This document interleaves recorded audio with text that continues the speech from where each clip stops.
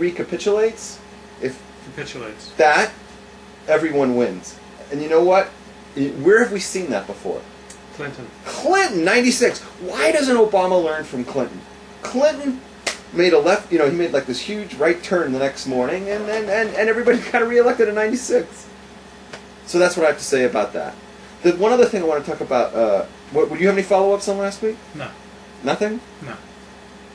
Nothing at all? Nothing. Go ahead, you wanted to... Then there's one other thing, too. I mentioned this on Facebook. The new majority leader of the House. Do you see this guy? John Bondier. No, Eric Cantor. Eric Cantor. Jewish guy, right? Yeah. He grew up in Richmond, Virginia. He davens at like Knesset something over there. It's some from shul. Yeah. He married a Jewish woman. Now, marrying a Jewish woman on its own is already gives you a plus in my book. Mm-hmm. Because look at that Anthony Weiner guy in New York. Yeah. He married a Muslim. Yuma Abadi.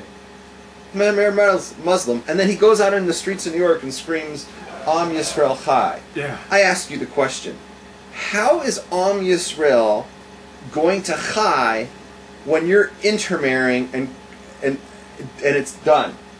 I don't understand how does that work? How does Am Yisrael Chai work when you have intermarried? You see the contradiction there? Okay, so that was big enough, but it turns out that her mother still keeps a kosher kitchen. Now, it doesn't sound like they're too from on your own, but you got to give this guy credit. He says he won't eat treif meat. Now, he's a vegetarian, which makes it a lot easier, right? Right? He could be a Seventh-day Adventist and not eat kosher meat. We've learned that, right? But nevertheless, I try to give him Malamed Schus. He's not the most from guy in the world. He doesn't really keep Shabbos or anything, right? But, it's still a step up from, like... Yeah. Wow. He's the highest ranked congressman ever for a Jew. And at least it's somebody who has a chush, a little bit of a feeling. It could have been worse. It could have been Wiener, somebody who intermarries, or like a Rahm Emanuel who sells the state of Israel down throws it under a bus. So, got to be happy about that. Trying to figure out what Hashem is trying to teach us by having Jason Garrett take over as the head coach of the Dallas Cowboys mid-season.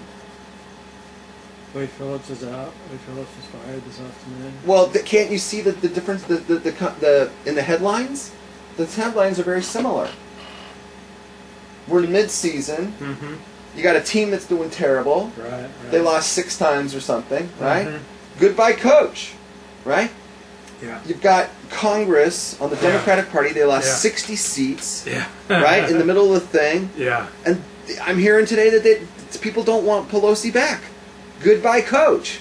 Yeah. It's the same thing.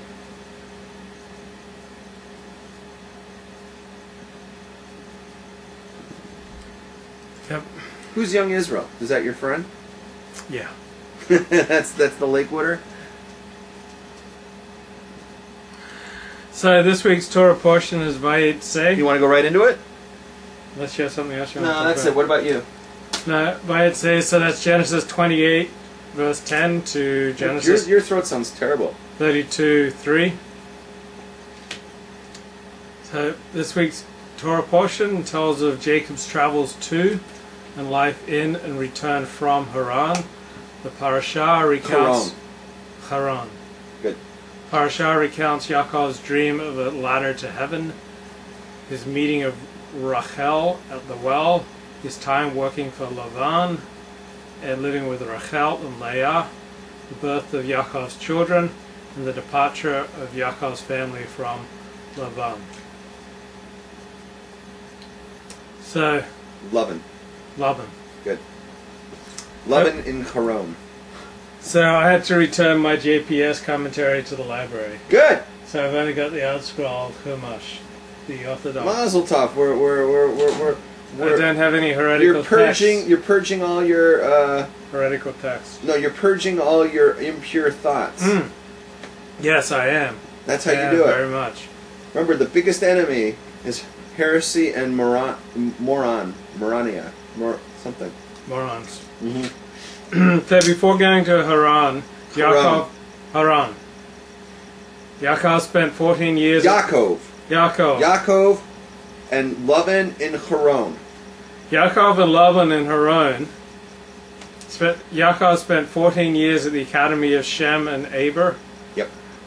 Rabbi Yaakov Kamenetsky explained that the first 63 years of Yaakov's life he studied Torah with his father Isaac in an atmosphere insulated from the corruption of Canaan. Now he'd be living in Haran among people who are Laban's comrades in dishonesty. To survive spiritually in such an environment, he needed the Torah of Shem and Eber. They too had been forced to cope with corrosive surroundings. So, this is how it works in real life. So when I go shopping for groceries, I usually go to two places, Ralph's and Glotmart. So when I go to Ralph's, I have to be constantly on guard, check the hechsher, at least know what's going on, make sure everything's kosher, because the place is filled with non-kosher food. So I have to constantly deal with this. Do you buy any food from the deli? No. That's for shalom. I've talked to the management over there. I was like, why don't you get a kosher deli? Okay, go ahead. And so I have to deal with this environment that's filled with non-kosher materials.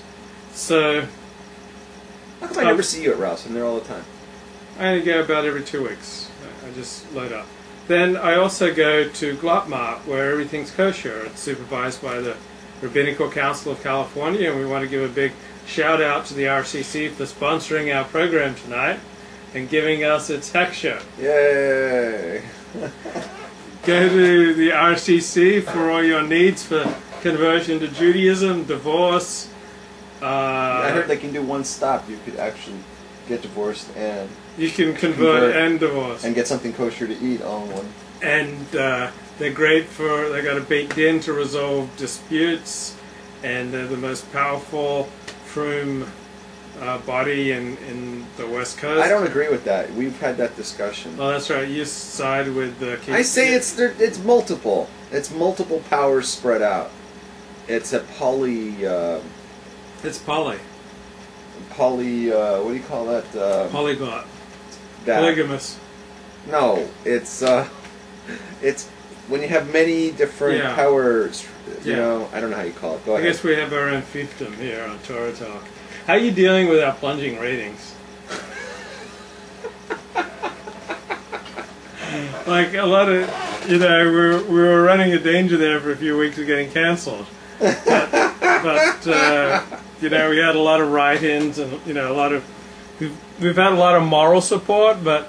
Okay, I'll tell you something. Yeah. It wasn't too long ago, we were doing, I guess it was during the summer or something, and I came home one night, and you started loading some stuff on. You loaded like 3 YouTubes up.